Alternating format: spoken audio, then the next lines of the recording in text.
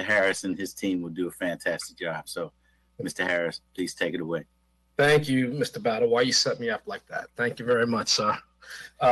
First of all, I have to say, thank you all for a very lively lead-in to this this meeting today. That was very enjoyable from the outside. I didn't realize our council members were quite so humorous.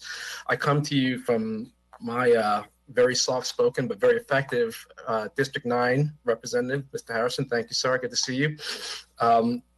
I want to, as Mr. Battle mentioned, cover a number of things here today. Particularly, we're going to put a spotlight on Vision Zero.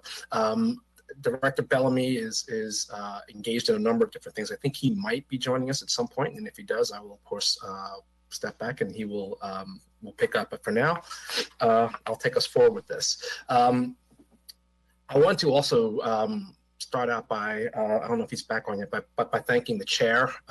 We actually went through some of these things with the chair a little bit over a week ago, and it was mentioned in some of our earlier discussions around the budget that the council was interested in getting an update on these things. And he said, well, you know what, we've got a little bit of time, we think. Hopefully we can get you in here and we can share some of the news about what's going on with the agency. So we thank you all for the opportunity to do that. It's been a very, very busy year and time for us. I think some of you all heard what the county executive said about some of the big things that we've been doing in this department yesterday during her state of the county address, particularly the, expanded services and meals and things during COVID. But while we're doing all that stuff, we've also been able to move forward with a lot of our key initiatives. And the biggest driver for us really is safety. And so we will be leading with our discussion of Vision Zero. Can we go to the next slide? Okay, there we go. I don't know what happened there. Did we lose the steering? Can we restore the screen? Yeah. Madam Clerk? I think we may be having some technical difficulties. We're at page 32 of the binder. If anybody needs to follow. Okay. If you just go forward. So this first slide just basically covers the vision and mission of the department, and we were just focusing on us.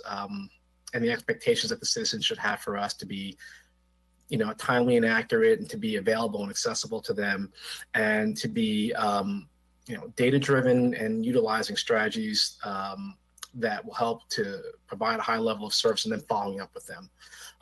You see the mission statement talks a lot about maintaining our multimodal infrastructure. That is something that is becoming more and more prevalent for us in what we do in diversifying the ways that our county residents can move, not just through, but most importantly, in and around the county. You see us talking here about improving mobility and in promoting sustainability, which is just a key foundation for us in terms of balancing what we do as a transportation network with what we need to do on environmental issues and equity issues and economic development as well. So that's just a little bit about the core of our service focus. Next slide, please. So our major initiatives for the department, and we're going to spend a good amount of time touching on the Vision Zero principles and practices, and how that all fits into when we talk about the safe, healthy, and equitable mobility for our citizens. Basically, you can't do any of those things, or really any of the things we want to do as a county, if people don't feel safe. And so you'll find that that's going to be woven throughout what we do, and Andrew's going to be talking about the Vision Zero initiative in just a couple of minutes. Innovative transportation solutions, that's something that we've really focused on, I'd say, very much over the last several years since Director Bellamy has been with us, which is sort of moving beyond just the traditional sort of definitions, even on our public transportation side, between this hard delineation between fixed route, big bus service, and traditional paratransit. We're much more focused on flexibility and being nimble in order to be able to serve our citizens where they are. That's why we have moved to things like microtransit and the link that we'll talk about later, and also expanded and interconnected what we're doing on bike and pedestrian issues as well.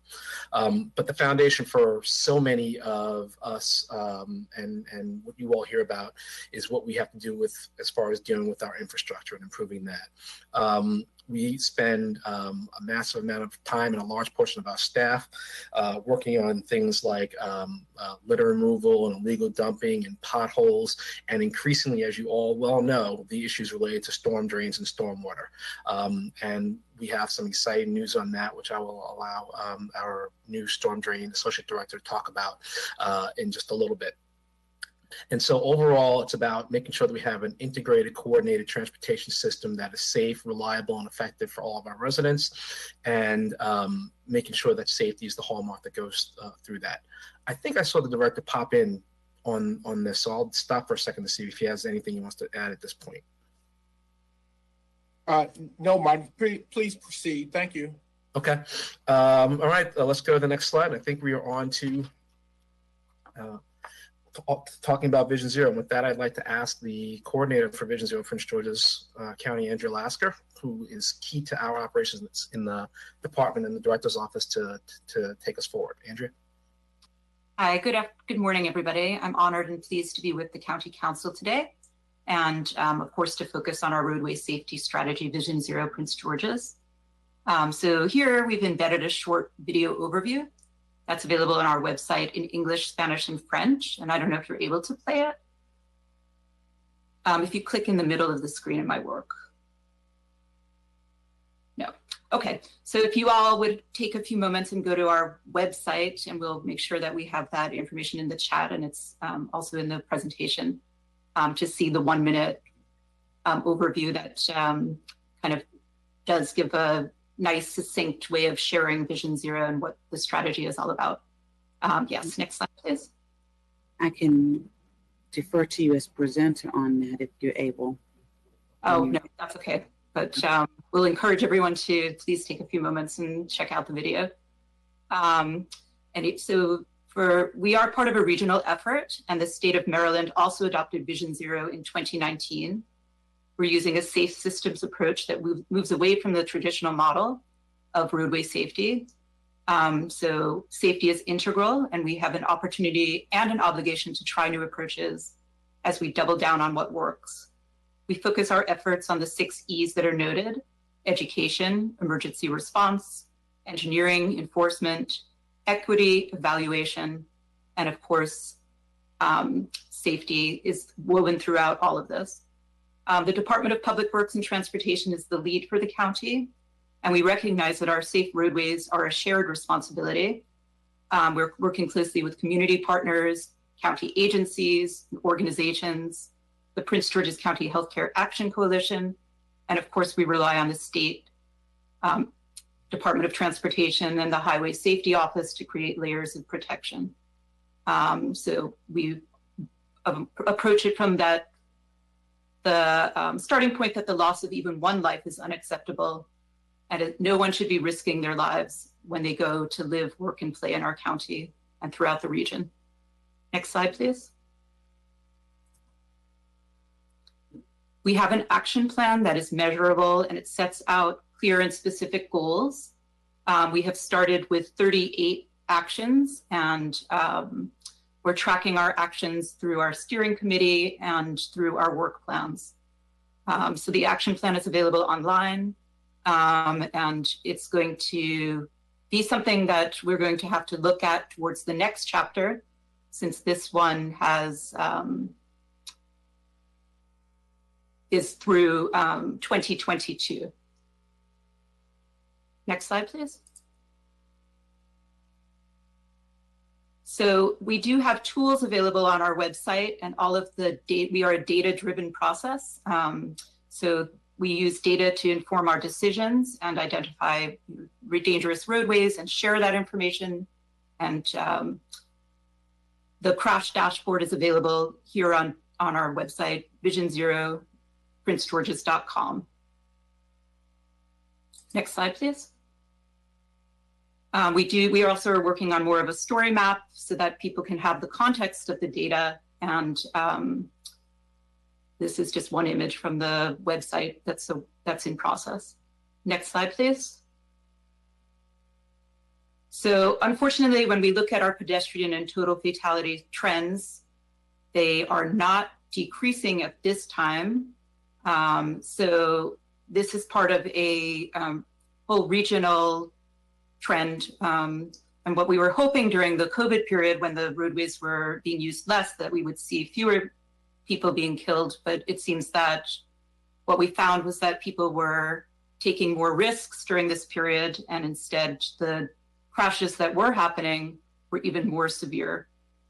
So I think the roadways are starting to, the traffic on the roadways is starting to pick up, and enforcement has been conducted throughout, and we're hoping that we see the trend line start to decrease. Next slide, please. This is our high injury network, which is an analysis supported by the State Highway Administration. And this is 1 mile corridors of concern. When we review these roadway segments of crashes, along with the roadway speed and traffic volume, we are able to observe opportunities to integrate pedestrian and bike infrastructure to prevent future crashes involving people walking and biking.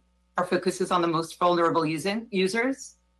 And later in the presentation, you'll see some of the progress that we have made when we've identified projects and have funding to move forward with the projects along these high injury corridors.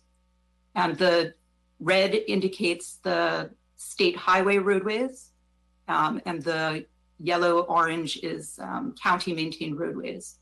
So of course, we're coordinating our efforts with the state and constantly strengthening our communications and support, and relying on their context-sensitive design analysis. And fortunately, we do have a lot of partners and staffing that's focused on this effort. Next slide, please.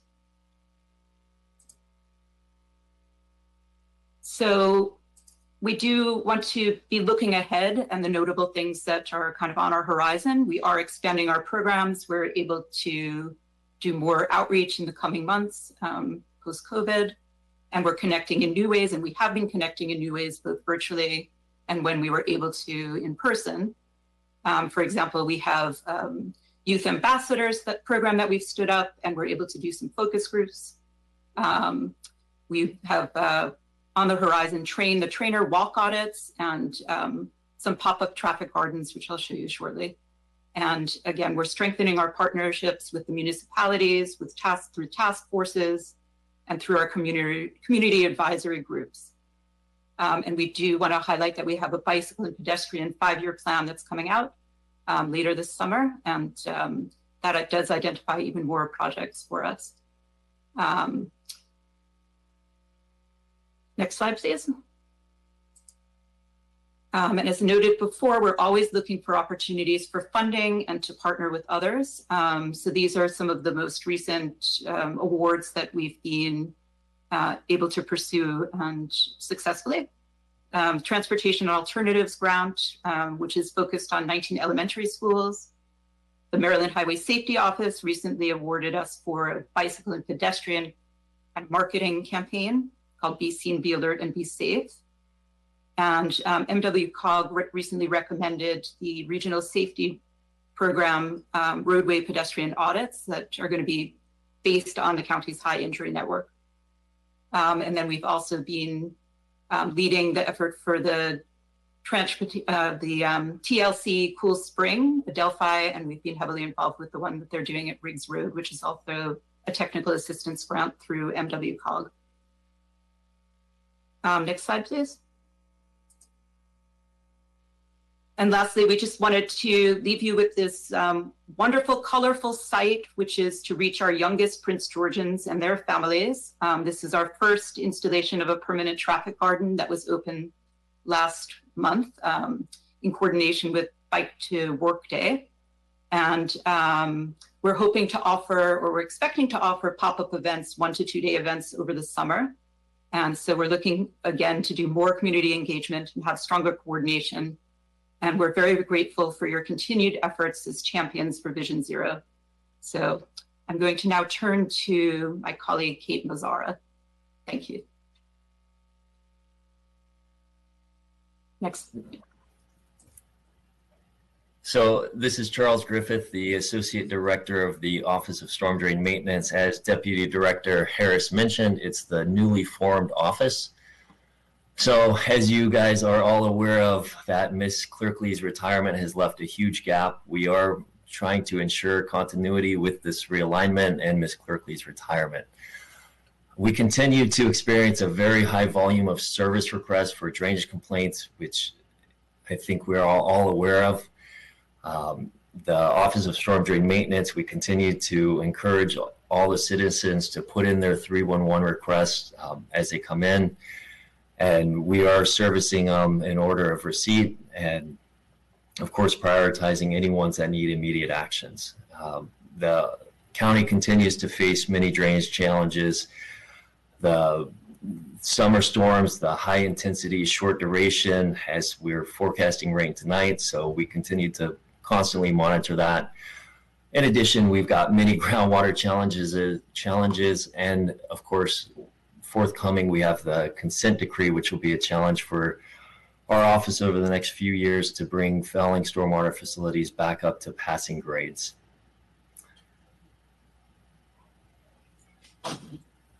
And I believe now Kate Mazzara will be next. Thank you, Charlie. Next slide. Yes, thank you. I just wanted to take a few minutes today and just brief you all on some of the construction projects that we have underway, delivering safety improvements and needed infrastructure improvements to the citizens of Prince George's County.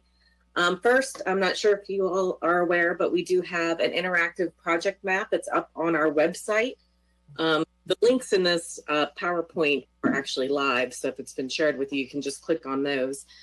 But we have to the right is our legend, and we have all different types of projects. You can see by the different symbol from our drainage projects, our bridge projects, pedestrian safety projects. You click on that and it'll take you to information about the type of project, the schedule, any contact information.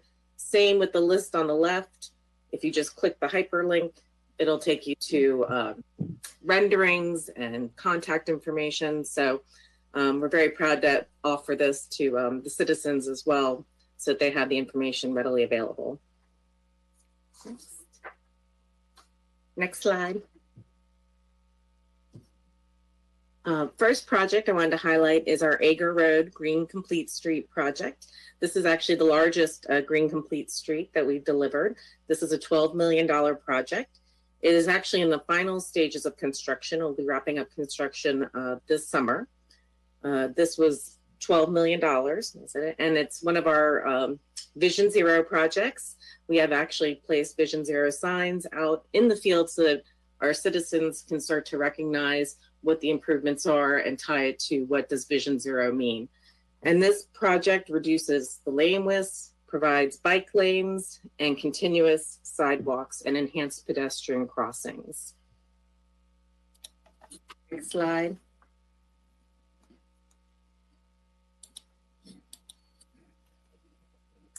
This is our Allison Street Levy project, which is also under construction and due to be complete this summer. This project raises the levees around Allison Street and down in Mount Rainier and Brentwood by 4 feet to make us compliant with the Army Corps of Engineers requirements for our levee systems. This is a $12 million project. It also included the reconstruction of the 34th Street Bridge. Next slide. Montpelier Drive is under construction. This is another one of our Green Complete streets up in the Laurel area. This roadway had a history of speeding. It's very wide. We worked with the community to develop a design that added medians, bump outs, enhanced crossings with the goal of really transforming this roadway and making it much safer for people to walk, bike, and live along the roadway. There's many residences. Again, this is one of our Vision Zero projects. It's a $2.5 million project, and it will be completed this year. oh, I'm sorry, next slide. Our Marlboro Pike Pedestrian Safety Improvement Project Phase 1 from Brooks Drive to Silver Hill Road. This project has just started construction. We're very happy to get this delivered to the citizens. Marlboro Pike has been our highest pedestrian crash corridor consistently for many years. So this is a corridor that we've been targeting with road safety audits and are now able to deliver a project which again will reduce lane widths, provide wider sidewalks, bicycle facilities, enhance signals, and this is a $1.7 million project. And like I said, just started construction, so we should be finishing this project next summer or fall. Again, one of our Vision Zero projects. Next. Yeah, I wanted to highlight this project. This is our Langley Park improvements right here off of New Hampshire Avenue and 193. So again, an area that historically has had a lot of pedestrian crashes over the years. We partnered with CASA and were able to make some improvements in and around the neighborhood. As you can see, we have a before and after down on the bottom right where we had a high pedestrian crossing. So we were able to place a bump out, put in a high visibility crosswalk, provide the access through the median. We also widened sidewalks, and really a key part of this project was also enhanced street lighting. This was about a $300,000 improvement.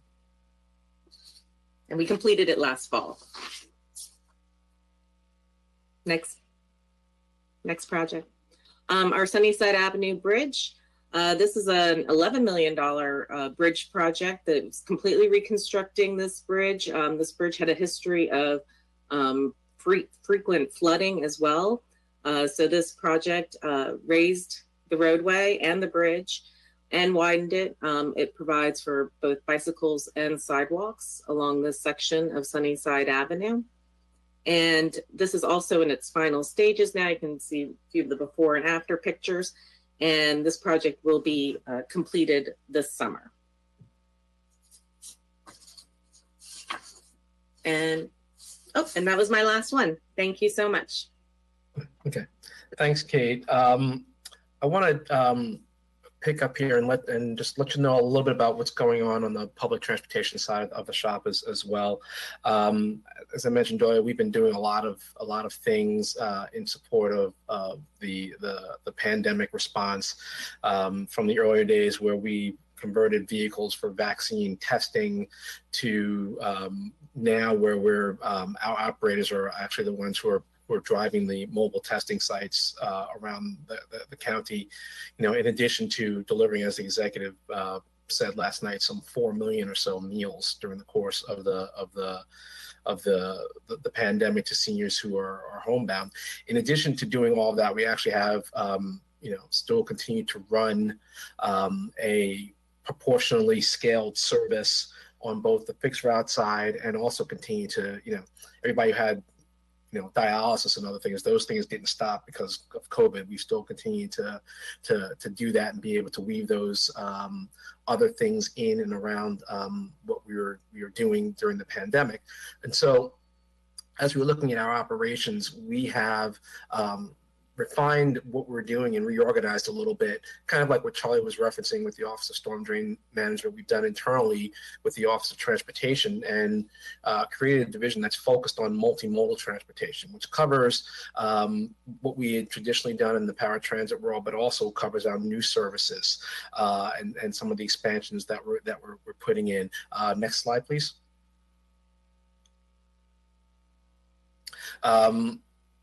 So under that shop here, we've got on the fixed route side, we have increased the frequencies on our major bus lines. We have obviously right-sized the service to meet the demands that we're seeing during COVID, and we've actually added some things back in as we've started to see additional amounts of movement. And that's something that we're constantly doing, is evaluating what the trends are here in the county and in the region to make sure that we are focused on getting people connected to where they need to be. One of the things that was demonstrated during the pandemic is just how important public transportation is for for those who rely on it. And we have been able to increase the frequencies to get people where they need across our services.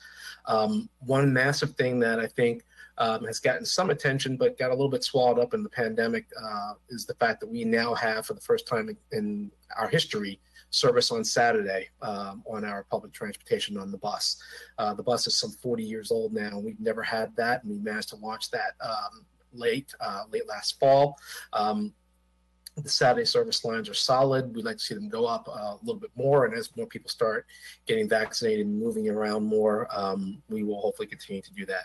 On that note, for you all, in case any of your constituents ask about this, while a lot of the masking requirements have been lifted for us and for transportation services, for public transportation, we are still under mask mandate requirements that comes down through executive action from the president, and that currently extends all the way through September 13th of 2021. So just to, if anybody does ask you, yes, there are still mask requirements while utilizing public transportation. As far as our part of our multimodal operations there is mentioned here, we've got on-demand microtransit running in the Fort Washington area now through Prince George's Link, and we're expanding those services. We're looking at a couple of other zones that we're looking to launch in and around the county over the next couple of months. We'll give you a little bit more detail on that as they are finalized, but we are trying to be more nimble. We're trying to take meet people where they are, make us be able to be more accessible. You can get to these resources electronically as well as by dialing the phone. Our fleet composition itself has become more diverse and more flexible. And it's all about really trying to interconnect and right-size the system and also make it more responsive and reflective of how people currently operate. You'll be getting an announcement very shortly that Wi-Fi is now going to be available on all of our buses, starting pretty much immediately. And so people will be able to utilize their electronic devices and won't have to go into dead zones while they are utilizing our public transportation. So we're excited about making our service more responsive and more accommodating to our residents. Next slide, please. Part of that is our bus stop improvement program. We're trying to make the places where we access our fixed route systems safer and more reliable. A lot of this includes a lot of collaboration with folks who do our construction and maintenance as well, because oftentimes we have to put in things like pads and work on ADA accessibility in order to make these enhancements. But it's a very aggressive program where we've completed, as listed on the slide, there's some north of 50 of those in the spring and summer of last year, and we've got a similar program up and running now. It's something that we are doing to make, as people come back, we know that we have to make the public transportation system not only more accessible, but also more appealing. And so that talks to safety, it talks to accessibility, and it talks to being able to provide an overall positive experience from the time somebody enters the public transportation realm until the time that they leave the system. And so next slide, please. One extremely important and exciting component of that for us is the arrival of electric buses, our first electric buses here in Prince George's County. I think everybody's seen this. Thank you, Councilmember Tavares. I appreciate that. We feel the same way. This is a snapshot from President Biden on the day that he went out public with his infrastructure plan for the nation. The first thing that he did was visit Proterra, which is the place that assembled our electric buses, and they went through the entire process of what goes into an electric bus and the support that's needed from the grid and how things are designed and the environmental and sustainability components of the bus throughout their entire development process.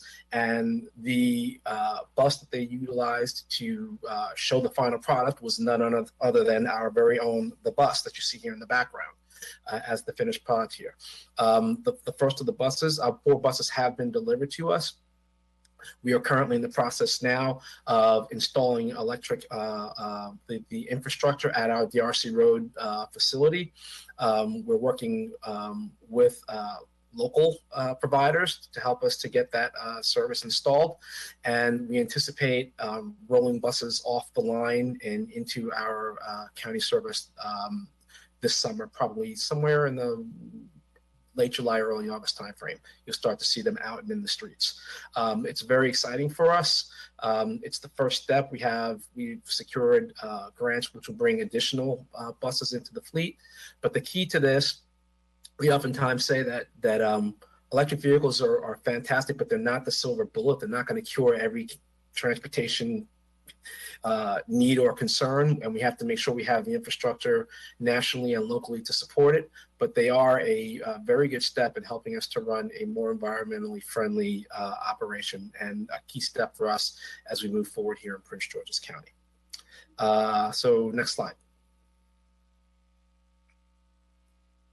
Last thing I want to talk about here is as I mentioned, we've got a lot of folks who are just starting to emerge back into the workforce as we start to plan how we're going to move forward in COVID.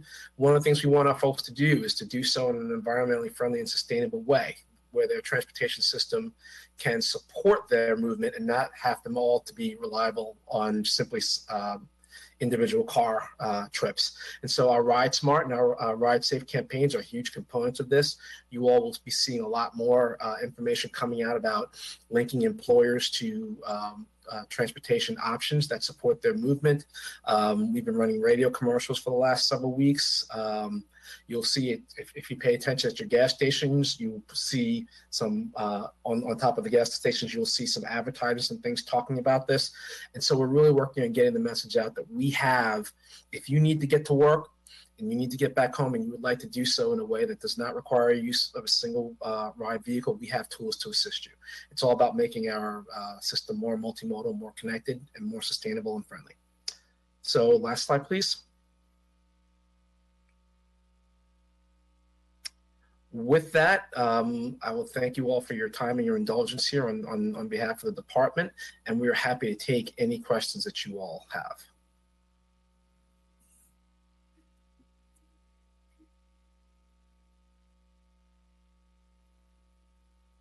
Hi, okay, so I know I have a question, but I'll let my colleagues go first. So I have Mr. Streeter, Ms. Glaros, and Ms. Monique Anderson Walker in that order. Mr. Streeter, you want? Thank you, Madam Chair. Thanks for a great presentation. My question is really sort of quick. Trying to understand what is the relationship between Vision Zero and the traffic management program that you have now. And you know, citizens are still calling about speed bumps. How does that connect with this new way of dealing? And how should requests? Has there been any change to the way they make those requests? All right. I'll ask Kate to speak specifically to, I believe, what you're talking about on the neighborhood traffic management program. But from the Vision Zero standpoint, really, and this is something that Director Bellamy said when he came in and first got us moving down this road, and maybe he wants to comment on it.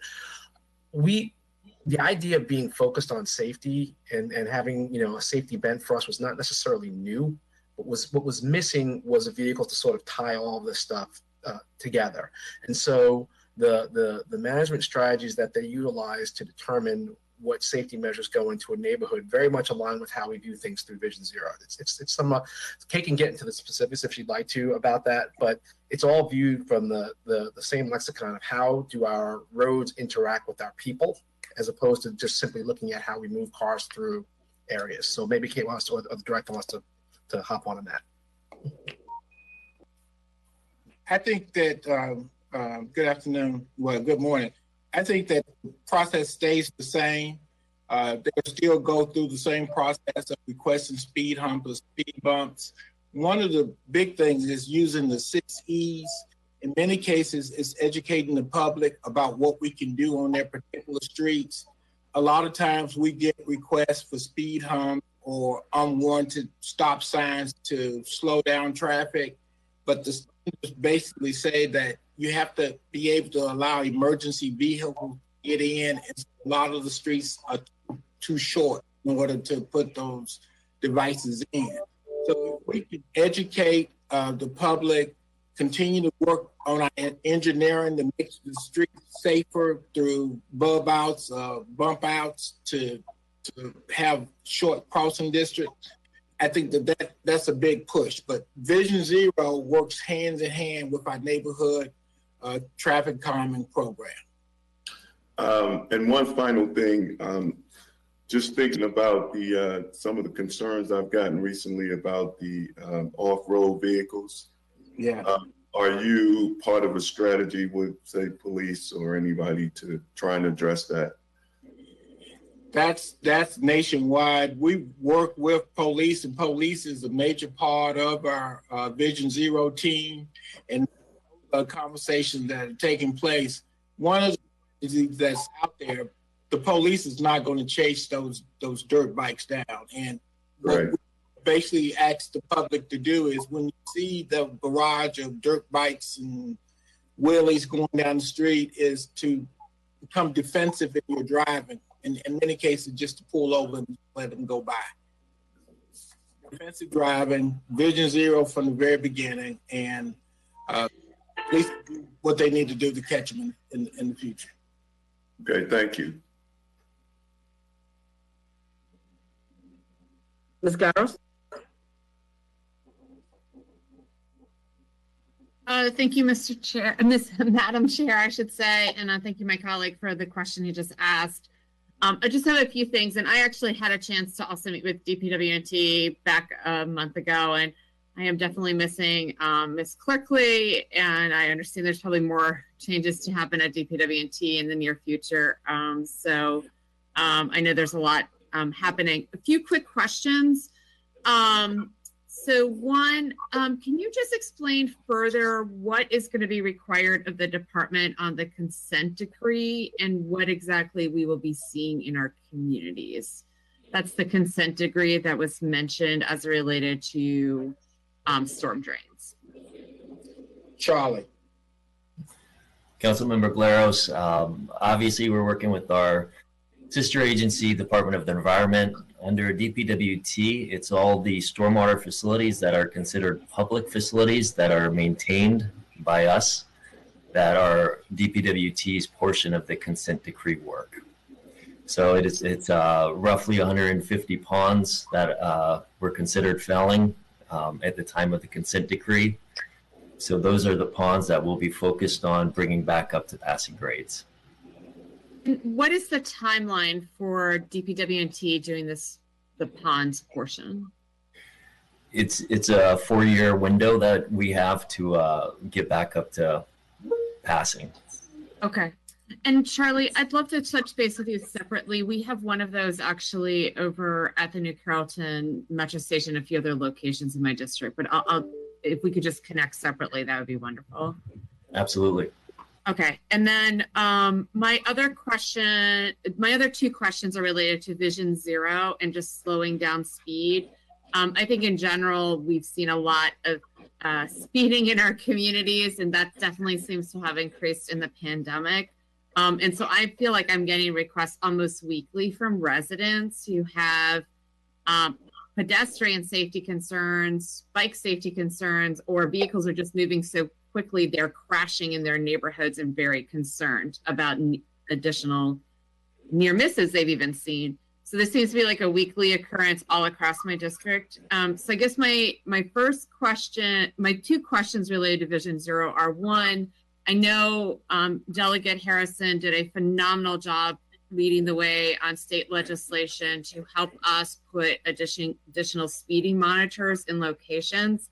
I'd like to understand better how we're doing the rollout. And I understand that's not completely under DPW&T's review, but it does to me fit in the Vision Zero piece. And then the second part of that is, can you explain more in detail as to what Vision Zero is doing in terms of some of the specific, I guess I'm a little bit unclear about sort of you know, if there's a concern that comes into the community, we reach out to DPW&T, we have you all come out. Is that sort of the process for getting evaluation in locations where we're seeing these challenges? And I'm just trying to understand sort of what the additional implementation strategy is that we're doing moving forward. If that makes some sense. I would answer the first part, and I'll let Andrea ask about Vision Zero. But on the speed enforcement and cameras, we internally met with Councilmember Davis and Councilmember Denoga to start the discussion of how the rollout would take place. And again, it included police as well as part of it. It's pretty much consistent with what we did with the school speed cameras. We have established warrants of where the cameras can potentially go. It's consistent with what other counties in the state are currently using, identifying the roadways where the speed limits are justified to be able to enforce. And what we will be doing going forward is publishing those warrants so everybody get an opportunity to review as we go into the implementation. The cameras for that enforcement actually come through a contract with the police department. So the police is playing a major role, and they will give us locations, and our engineers will do the analysis and then bring that information back to see if the cameras are warranted on those particular streets. And Director Bellamy, if we have recommendations on locations based on concerns that we've been coming in, which may be on your list because oftentimes DPW has been involved, but who should we be sending those to on your team to make sure that they're being appropriately evaluated and included in this conversation? Usually it starts with the office of director, but it actually comes out of Kate's shop with her neighborhood traffic calming team that actually do the analysis. But you can use your same point of entry, and we will get it into the associate director, and that'll be Keith Mazzaro team. That will okay. Okay, awesome. And then Andrea answer the question on Vision Zero. Yes, good morning. So when we're saying how can we reach out in terms of additional implementation, I think again it's kind of going through our process with the neighborhood traffic calming team to do an assessment, and also our backdrop is the high injury network, where we identified the corridors that are of the highest concern. You know, in terms of smaller efforts, we have a yard sign program regarding asking people to slow down. We all live here, and we want to do a lot more with walk audits so that people are able to make their own assessments in their neighborhoods and provide that information. Kate, do you want to add anything? I will just add, and I think I might have mentioned it quickly, but part of our strategy is to do pedestrian road safety audits, and out of that is actually where the Marlboro Pike project has come from. We have 2 phases for that. Also, we have another one in design on Metzerot Road, taking recommendations that have come out of our road safety audits. That's what we look at, is what are our high crash corridors, go out and do an audit, come up with recommendations for ways to improve roadways. And some are shorter term, maybe it's lighting, something we can implement quicker, striping, fresh signage, things of that nature. And then if there's longer term improvements that are more, you know, adding medians or bump outs, reducing lane widths, those get designed and then taken to consideration. So that's all part of our program. Okay. And then just one last final question. And I really appreciate Director Bellamy and your entire team. Like, I feel like we're in a different place in Prince George's County than we were when I first started here, in terms of you all exploring, I think, important methods to sort of, you know, raise people's awareness, make changes, improve pedestrian safety. And I appreciate the sort of flashing signs I now see in many locations across the county, and us using tools like that. But one thing I've noticed, because I actually did one of these walks and was actually on Good Luck Road in a section that Councilmember Turner and I share. He shares one side of the street, I share the other side of the street. But because we have this phenomenal new mosque that's been built over there, what's really exciting is we're seeing more and more people who are moving into the neighborhood affiliated with the mosque. And of course, they want to be able to safely walk across Good Luck Road. All of this is really great. And you guys have done some improvements. But when I was walking out there, and I know we have y'all coming out again because there is still some challenges to resolve. And frankly, I think cameras are going to be helpful. The one thing I did notice is, unlike other places, we are not putting signage up that talks about the fact that you need to stop for pedestrians in the crosswalk and that there are fines associated with that. Why are we not putting up signage like that when we're posting signs for pedestrian crosswalks and indicating those types of things? And I'm just sort of curious why we have not been doing that.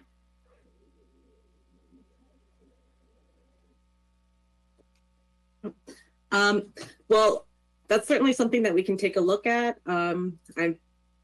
We obviously follow manual and uniform traffic control devices, but those signs are part of it. So I asked my team to certainly take a look at areas where we had challenges and see if that's something that we can implement.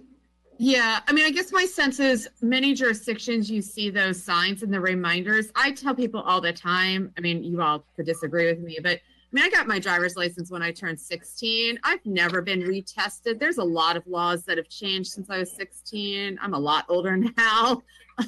So I think that signage is actually really important, that we're reminding our drivers that you do need to stop for pedestrians and crosswalk, and that they're, once again, there is a fine associated with it. And it's easy to post on the other signage we already have. So I just feel like that should be sort of part of our standard operating protocol across this county. And I hope you really will consider that. And with that, I look forward to your team coming out, because I know we have a time set up to do Good Luck Road, and look forward to following up with you on these other locations where we're seeing some concerns being shared by the public as well. So thank you again for everything you're doing. Appreciate it. Well, thank you so much for being here today. And I just want to say kudos. DPW&T has done a tremendous job over the past couple of years in really changing, making it very obvious that Vision Zero is first and foremost. In my area, we never had bike paths. When I say bike paths, I'm on the streets. Mapped out little bikes, which makes it very evident to people that that lane is for bikers. For cyclists. So that's very helpful. The connectivity that's able to give us to bike paths is tremendous. And we have a lot of people with a desire to do that. I love your traffic garden. That is so precious. So young kids can learn at a young age what some of these, what merge looks like. Because even some of the big kids have challenges with that. So it's great that you all are starting very young with these tactical ways of getting young people very astute, so that the culture of driving really changes as they grow older. So thank you. You all done and continue to do a tremendous job with that. With regard to stormwater management, I know that's a big issue. And we know that's an issue throughout the county. Is there some way we can work with our federal delegation so that the funds can be wrapped into the infrastructure bill that will come down, that we're hoping will come down from our president, so that this isn't on the backs of, it won't be something that that we have to cover as a county, but that we really pull infrastructure funds from the federal government. Just a thought. I have had several conversations with our members of Congress, our senators and our House representatives, but I think there's support there for it, and this is the time. This is probably the only time in our history we will ever be able to have this big ask and probably get what we asked for. I think equity plays into that as well. And we have to look at what neglect has taken place here and why that might have occurred, and correct these wrongs, and go through federal funds to do so. So I just want to say kudos to the wonderful work that's been done.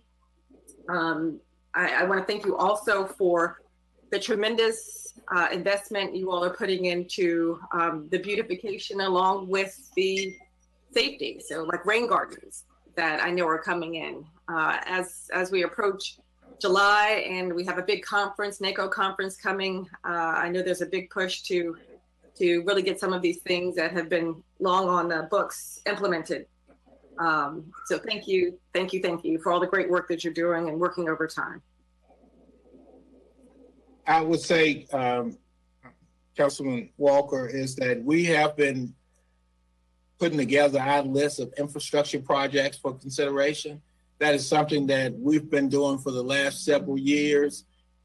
There's never enough money to do these big projects, but we have a lot of failed bridges, and with the failed bridges come the stormwater that runs into the creeks and streams. And so we've got that list, and we're looking forward to the president release of the options that's available for us to apply. And as Charlie, we just did an exercise yesterday identifying projects that can have immediate impacts to our citizens if we were able to get additional funding from the federal government. So yes, our team is working almost daily on water-related issues, and that's why Charlie is heading up that. This is a full-time effort as we deal with this climate control environment that we're living in now. That's fantastic. And if there's any ask that I would have, it's can we look at getting attenuators, those countdown clocks on 210, because people they're daring and they attempt to cross 210 mainly because there's a bus stop on one side of 210 and people live on the opposite side of that bus stop. The countdown would be helpful for their safety. And I know that's it's something we've been talking about for a couple of years. If that's something we can get done, that'd be fantastic. And we'll work with the state, and we want to thank the council, because last year on the county side, we did 100 intersections with the countdowns. 210 is a state roadway, and in that construction zone, hopefully they got enough money built into that to give us the countdown paired signals along the corridor. Thank you again.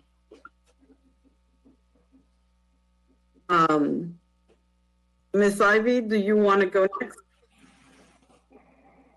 Councilmember Ivy? I believe that Councilmember Turner's before me, but. No, that's okay. I think he. Okay. All right. My quick question is, first of all, thank you, especially to Martin Harris, who was so quick and responsive for an issue in my district in Radiant Valley. So you make me look good. So thank you. Thank you. And also, when we talk about safety, I just want to put it out there, as I do from time to time, that I really like the protected bike lanes. Because I think that that's going to encourage people to bike. Old farts like me, I don't want to be out there on the road I feel like I got a target on my back. I'm a little nervous. I'm not a really accomplished bike rider. But when I go other places and I see the protected lanes, I'm more likely to bike because I feel like I'm not going to get run over. So that's all. To the extent that we can add those, I really think that they help, and I appreciate it.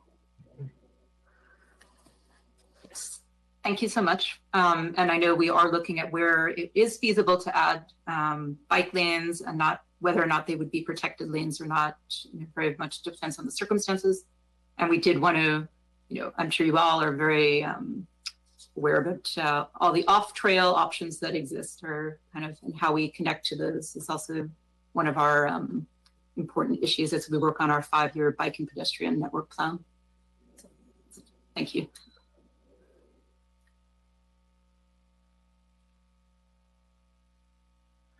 Mr. Turner.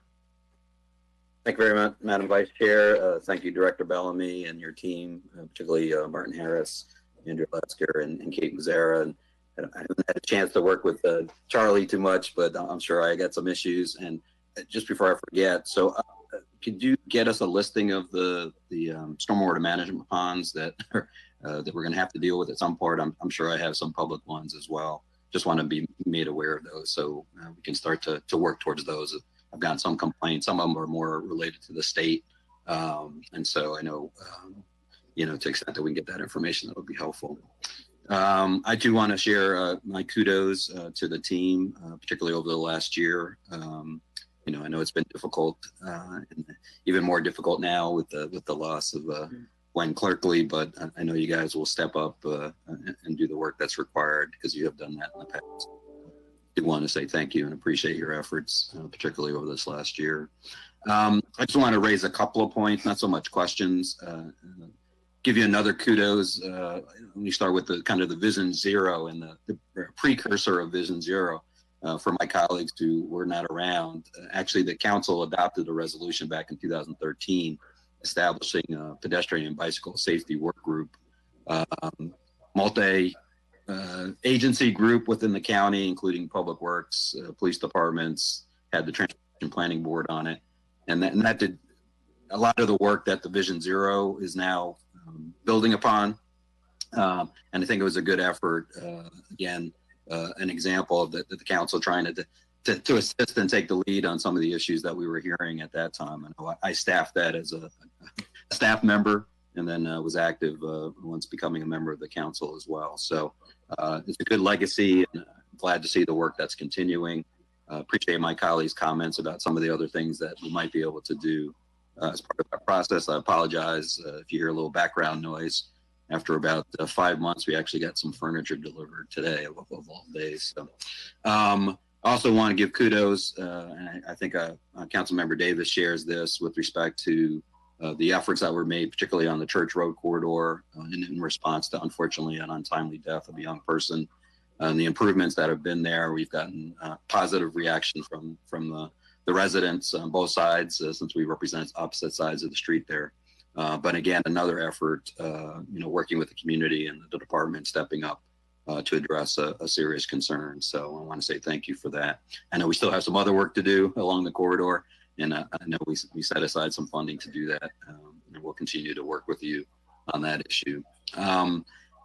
Just wanted to bring a couple of issues. Obviously, as my colleagues know, I sit on the Washington Suburban Transit Commission. I know WMATA is meeting today. They're talking about some of the changes, both in as a result of the additional federal funds that they received and its impact potentially on the local bus providers. I know our department has been engaged in that through Anthony Foster.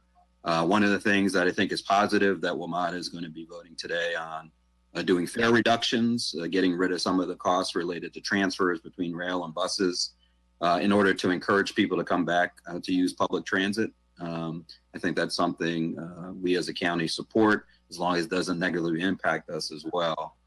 There are some service reductions that do impact the county.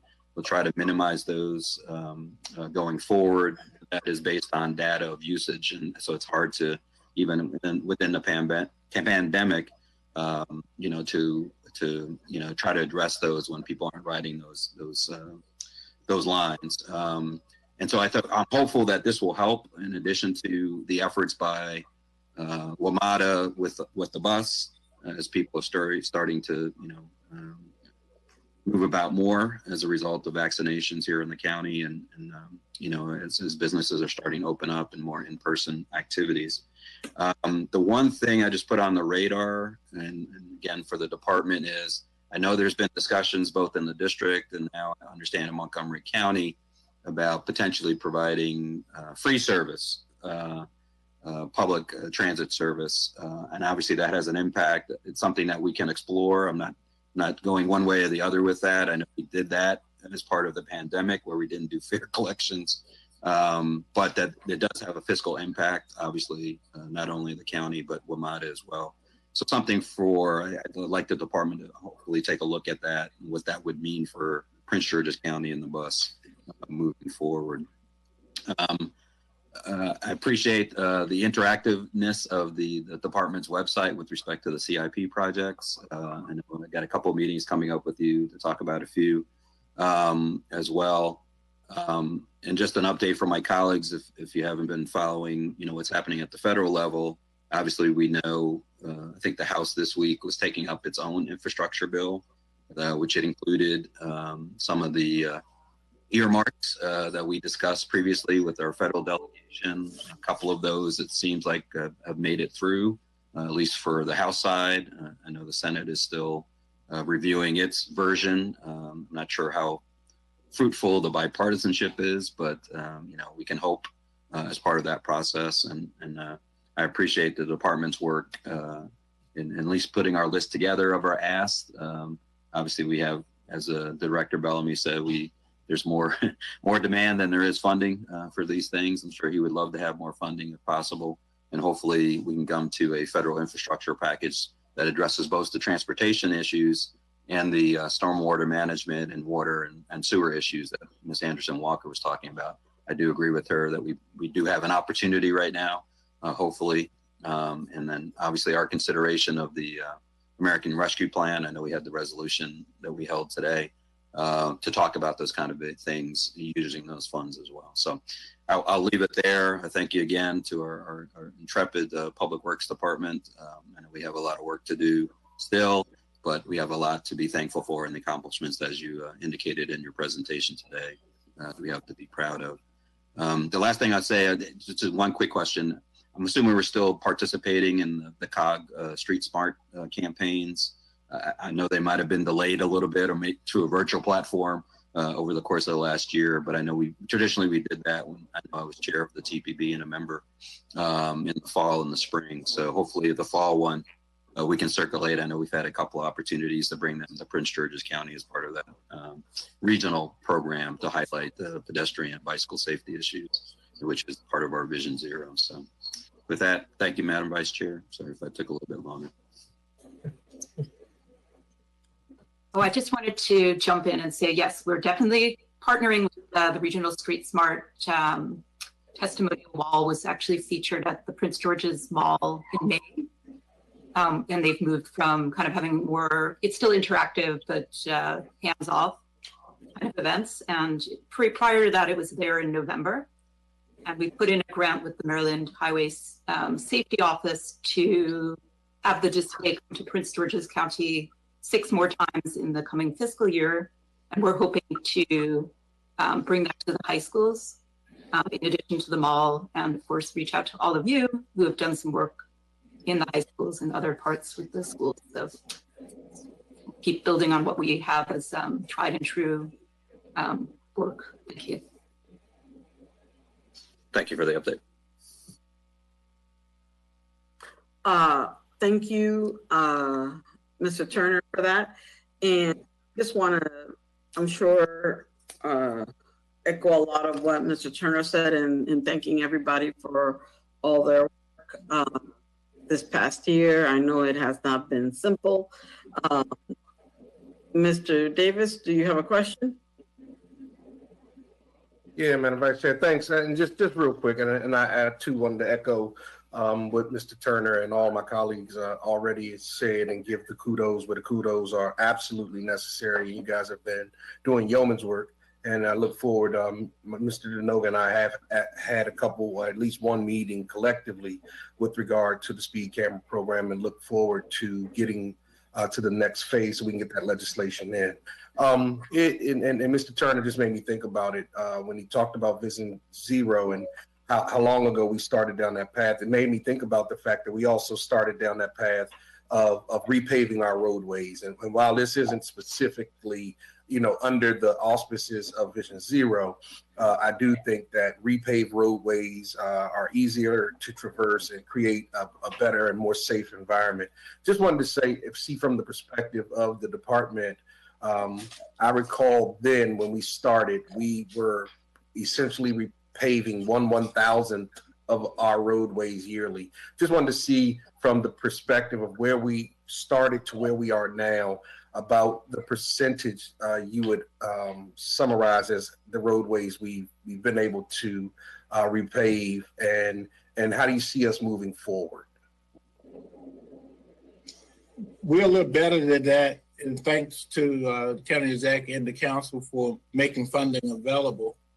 What we're doing now is doing a mixture of treatment on our roadway and trying to educate the public to what we're doing. We're still doing the overlays. Some of the roads which are what we consider are good, we're doing treatments such as slurry and microseal to be able to get the cracks before they become big cracks and add 7 to 10 years. You will see some roadways where we're doing a technique which is cut and patch, where we're cutting out the bad parts, keep roads up, and moving forward. So last year, when the pandemic was a good year based on all of the treatments that we put out. So our goal right now, we got over 2,000 miles of roadways. They give you an example. Our goal is to have an impact, the treatment between 50 and 75 miles of roadway a year. That's our goal.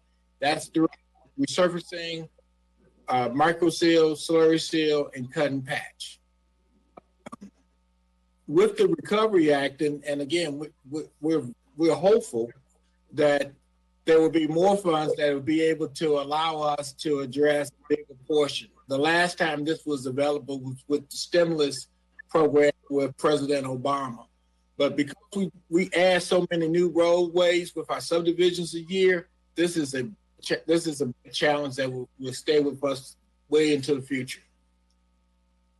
Okay, we'll stay on top of that, and I'll probably convene a small group to have a conversation about what the future might look like, considering all the things that you just articulated. But look, keep up the good work. We certainly appreciate you guys and all the hard work that you've put in over the years, and look forward to more. Madam Vice Chair, can I just chime in for one thing? The one thing I forgot to mention was I also appreciate you guys are doing restriping as well. Yeah. That's very important, for, people, either for pedestrians and or for vehicle traffic. So I just wanted to say thank you for doing that. I've seen some of that as I've been driving more and more around the county as well. So appreciate that too. Thank you. And let's just remember that restriping is part of the Vision Zero program as well. And so I just wanted to say as well, thank you for everything that you've been doing and highlighting what Councilmember Davis had highlighted. I remember that one of the key priorities was repaving Mazarock Road because there was such a level of neglect in and around that area, and so we've been able to get a lot done. But as we started down this path for Vision Zero, I just remember, and I still reiterate about how bad, and you saw it in the PowerPoint, the 100 shoes that we had laid out because there was 100 people that had died at that intersection of New Hampshire and University Boulevard. And that was, as we well know, it was at one point in the state, no, and I beg to differ, in the region, which is even worse, Virginia, DC, and Maryland, the highest intersection of pedestrian deaths in the region. I just want to remind folks that this is real work, and there are real lives on the line when we're discussing this matter. And so I would look to continue our conversation, primarily in implementing the Spaces program that we're working on. I would love to have a sit down with you. And I don't know if you've been already invited. We're looking to have a major meeting with regards to that for the implementation of that program. We are looking, I just received the estimated cost sheet to it. I think it's very doable. And so I look to see how we can work towards that, as well as to see if we can start looking at creating that cost balance sheet for the Langley Park bicycle pedestrian program that we have a 30% design on. I like to see some final numbers that we can look to see, so we can start looking for money for that as well. in implementing those two projects. And obviously that was something that you all initiated and received grant funding through COG, and I'm very grateful for that. So just so on that end, I just want to just make sure that we're on the same page in seeing how we can move some of these projects forward, so that we don't have to worry about any more pedestrian that's these high stake corridors like Riggs and University and New Hampshire and University, where we know where we have so many challenges. I don't know if you wanted to, and I want to say thank you for coming out to the community at Cool Spring the other night and engaging with us regarding some of the pedestrian improvements you'd like to see around there through the Vision Zero program. I appreciate that as well. And I'm sad that I wasn't able to stay for the whole time, but I'm sure it was a very fruitful discussion. Thank you. I don't know if you have anything else, any comments or feedback, or and if there are any additional questions from the colleagues. Well, on that note, I think you're off the hot seat. And so I just want to say thank you for coming out. I hope you have a great lunch and a great rest of your day. And somebody can move to adjourn. Thank you for having us. No, thank you for coming. Madam Clerk, Move to Madam adjourn. Vice Chair. I'll make a motion to adjourn. Second. Second. Okay, so Mr. Turner has made a motion to adjourn, seconded by Mr. Streeter by a show of hands. Aye. Okay, I think the ayes have it.